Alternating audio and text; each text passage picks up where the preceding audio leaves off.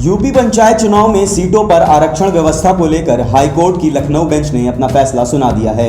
High court ने कहा कि साल 2015 को आधार मानते हुए सीटों पर आरक्षण लागू किया जाए। इसके पूर्व योगी सरकार ने कहा कि वह साल 2015 को आधार मानकर आरक्षण व्यवस्था लागू करने के लिए तैयार है। इस पर न्यायमूर्ति ऋतुराज अवस्थी व न्यायमूर्ति मनीष माथुर की खंडपीठ ने 25 मई तक यूपी पंचायत चुनाव संपन्न कराने के आदेश दिए हैं। हाईकोर्ट के फैसले से ये साफ हो गया है कि अखिलेश सरकार के दौर में बने शासनादेश के आधार पर पंचायत चुनाव के सीटों की आरक्षण की रूपरेखा तय की जाएगी।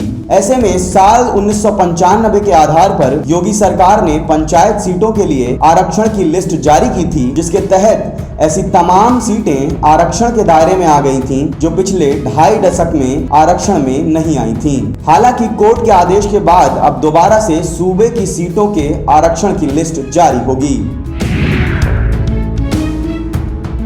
आइए अब जानते हैं, अगर आरक्षण आधार बनेगा तो आपकी सीट पर इसका क्या असर पड़ेगा और कैसे सियासी समीकरण बदल जाएंगे।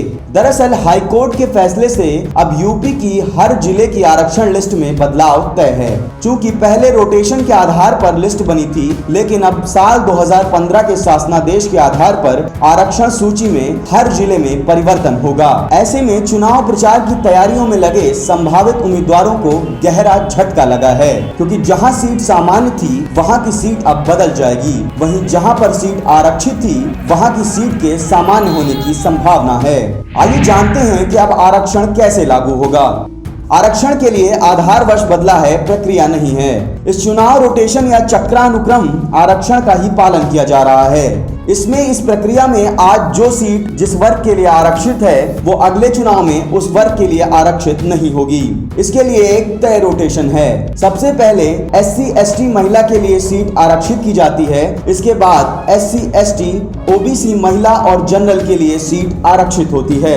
वहीं साल 2011 में हुई जनगणना के आधार पर आरक्षण तय किया जाएगा। ऐसे में अगर किसी ब्लॉक में 100 ग्राम पंचायतें हैं और पिछले चुनाव में वहां 27 सीटें पिछला वर्ग के लिए आरक्षित थीं, अगले चुनाव में 27 के आगे ग्राम पंचायतों की आबादी के घटती हुई आबादी के तौर पर प्रधान पद आरक्षित होंगे।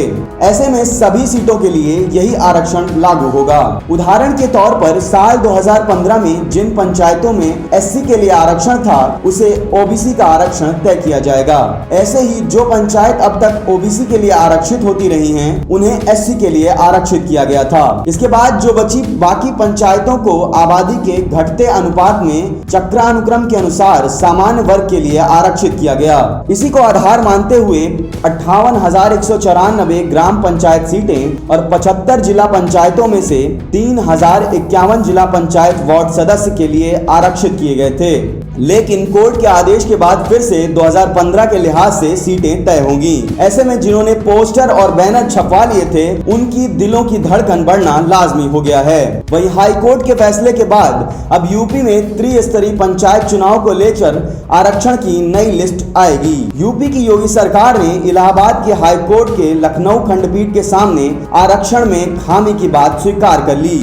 ऐसे में हाईकोर्ट ने साल 2015 के आधार पर आरक्षण लागू कर पंचायत चुनाव कराने का आदेश दिया है। वहीं सरकार को 15 मई के बजाय 25 मई तक पंचायत चुनाव पूरा कराने का आदेश दिया गया है।